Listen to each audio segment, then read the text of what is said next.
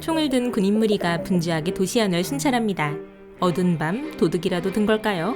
가운데 두 남성은 복장으로 보아하니 군대에서 꽤나 높으신 인물 같습니다. 남성들 사이로 화관을 쓴 작은 소녀가 보여요. 조명을 받아 누구보다도 빛이 납니다. 소녀의 정체는 누구일까요? 왜 하필 어두운 밤 군인 무리와 함께 있는 걸까요? 오늘의 그림은 렘브란트 하르만손 판 레인의 야경입니다. 네덜란드인이 가장 사랑하는 그림이자 국가 보물이에요. 암스테르담 국립미술관을 방문하면 거대한 별실한 유리에 둘러싸여 홀로 덩그러니 놓여있답니다. 얼마나 중요한지 아시겠죠? 렘브란트, 그림의 명성처럼 네덜란드를 대표하는 화가입니다. 유로화를 사용하기 전 네덜란드의 화폐는 길더라고 불렀는데요.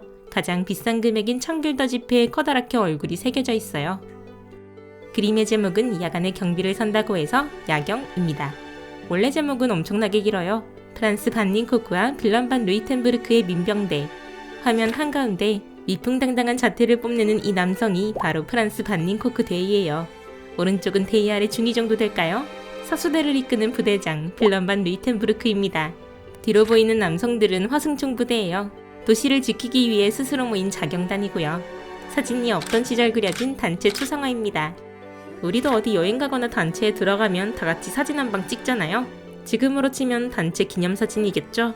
스페인으로부터 이제 막 독립한 상태라 도시 곳곳 치안이 매우 불안정했어요. 땅과 재산을 지키기 위해 모두 함께 총을 들고 거리로 나선 것이죠.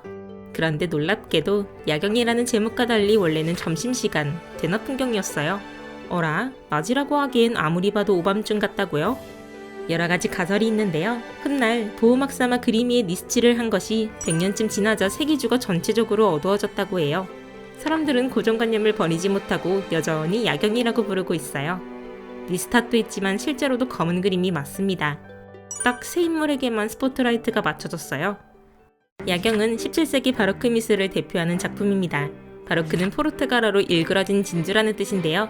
바로크 진주를 구글에서 검색하면 실제로도 일그러진 진주로 만들어진 다양한 액세서리가 나와요. 예쁘죠? 이 진주처럼 바로크 시대는 길다랗게 늘어진 타원형 구도의 그림이 그려졌습니다. 르네상스는 둥그런 원형 구도이고요. 르네상스 그림들이 대부분 정적이고 조화를 중시하였다면 바로크 시대엔 동적이면서 확연한 명암 대비가 특징적입니다. 강렬한 빛과 어둠의 대비, 뮤지컬 한 장면을 보는 것 같아요. 이 기교는 저 멀리 이탈리아 출신 화가 까라바조에게 유래한 것이죠. 그는 빛과 어둠을 지배한 거장이란 별명이 붙을 정도로 그만큼 빛을 잘 다룬 천재 화가이기도 합니다. 이탈리아어로 키아로스크로, 키아로는 빛, 스크로는 그림자라는 뜻이고요. 유럽 전역의 까라바조의 그림이 인기를 끌면서 렘브란트 또한 그의 극적인 스타일을 자연스레 받아들이게 되었죠. 단체 초상화는 어떻게 그림을 의뢰할까요? 똑같이 돈을 걷어 화가에게 지급합니다.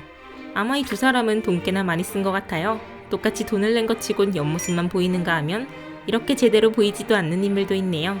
조금 불공평하지 않나요? 그럼 소녀의 정체는 무엇일까요? 소녀도 자경단과 똑같이 돈을 냈을까요? 두 사람만큼 많이 내서 스포트라이트를 받는 걸까요? 그녀의 허리춤에 웬 닭 한 마리가 보입니다. 얼굴도 자세히 들여다보니 어린이라고 하기엔 너무 성숙한 것 같고요. 소녀는 실존 인물이 아닙니다. 귀신? 아저씨들 사이에서 귀신이 무엇하는 거지? 소녀의 정체는 여신입니다.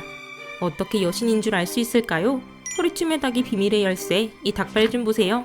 화승총 부대의 상징물로 닭발처럼 생긴 이 고리를 찰칵하고 끼우면 불이 붙은 심지가 점화하며 총이 발사됩니다.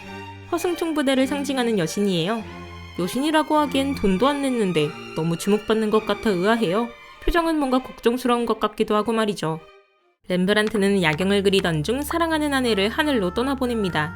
산통 끝에 아이를 낳았지만 허약한 체질에 병까지 걸려 인해 숨을 거두었어요. 소녀는 아내 사스키아의 모습을 하였습니다. 그녀는 변호사이자 시장, 명문 신학대를 설립한 유력 가문의 딸로 태어났어요. 사스키아와 결혼한 렘브란트는 아내 덕분에 그야말로 성공의 에스컬레이터를 타게 됩니다. 어마어마한 지창금과 암스테르담 시민권, 처가댁과 연결된 부유층 인맥까지 결혼 후 곧 출세의 길을 걷게 되었죠. 둘의 사이는 금술이 넘쳤는데요. 아내를 그리스 로마 신화 속 꽃의 여신 플로라로 분장시켜 그림을 그리기도 하였어요. 인제 보니 소녀가 쓴 화관이 꼭 플로라를 상징했었네요. 렘브란트 이전 단체 초상화는 딱딱한 정자세의 그림이 대부분이었습니다. 다들 정면을 바라보았어요. 그러나 그는 전혀 다른 방식으로 표현합니다. 니콜라스 박사의 해부학 강의를 보세요. 드라마 그 자체 아닌가요? 박사는 능숙한 솜씨로 시체의 팔을 절개한 후 집게로 힘줄을 들어올렸어요. 동료 의사들은 호기심이 가득한 눈빛으로 박사의 손동작을 하나라도 놓칠세라 유심히 지켜봅니다. 각각의 인물 모두 개성 있는 인격체로서 살아 숨쉬는 듯한 느낌이 들어요. 주인공격인 니콜라스 박사는 물론이고요. 조연으로 등장하는 의사들에게도 오랜 시간 시선이 머무릅니다. 렘브란트는 단체 초상화로 굉장한 인기를 모았어요. 렘브란트가 아니면 누구나 그릴 수 없는 것이었습니다. 물론 종교화나 역사화도 그렸지만 초상화야말로 그를 대표하는 그림이 되었어요. 부부는 렘브란트의 그림 덕에 암스테르담에서 가장 잘나가는 부자로 영화 속 재벌처럼 사치를 즐기며 살았어요. 물론 아내의 재산도 엄청났고요. 돈도 많고 사이도 좋으니 그야말로 남부러워할 것이 없는 일상이었습니다. 하지만 유독 자녀복은 없었어요. 3명의 아이를 잃고 4번째 아들을 낳자 아내가 세상을 뜨는 슬픈 인생. 아내가 죽은 슬픔을 여신의 투영해 찢어지는 고통을 달래봅니다. 그래서인지 그림 속 소녀의 표정도 그리 밝아 보이진 않아요. 놀랍게도 렘브란트 최고의 대표작 야경을 계기로 그의 인생은 갑작스럽게 아주 빠른 속도로 추락하게 됩니다. 단체 초상화는 돈을 똑같이 낸다고 했죠. 그림의 드라마틱한 구조를 끼워 넣다 보니 누구는 눈밖에 보이질 않고 누구는 형체도 보이질 않았습니다. 사람들은 이해할 수 없었죠. 불만이 가득합니다. 급속도로 평판이 추락하고 말아요. 또 하나의 계기가 있었으니 여자. 유모와 눈이 맞아 그 사이에 자식이 생겼어요. 문제는 다른 가정교사와도 눈이 맞았다는 사실. 두 여인과는 혼인신고를 하지 않았습니다.